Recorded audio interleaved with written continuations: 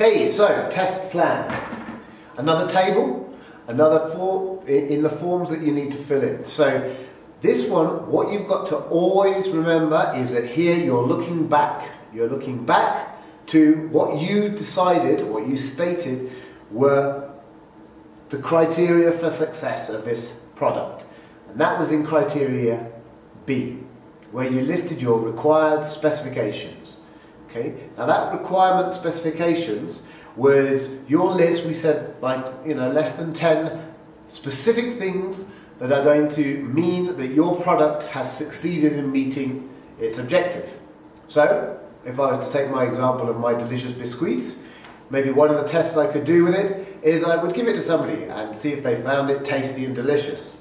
If they did, it would have passed the test. Okay, now that would have been testing if my product was tasty and delicious, right? So in your cases and in your examples, you have to look at each one of those requirement specifications from criteria B, and you have to think, how am I going to test that? What is the result going to be if it's a positive test? So if it's a success. That's what goes in here.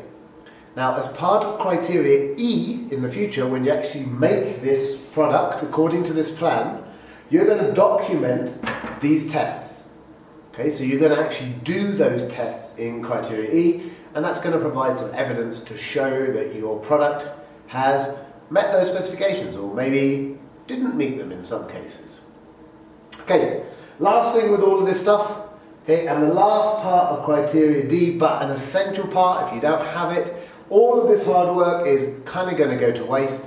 You need to give these plans to your client, and they need to look through them. They need to agree that if you were to make a product that looks like this, that worked like this, involving these resources, that passes these tests, if you are able to achieve that, you will have met their objective.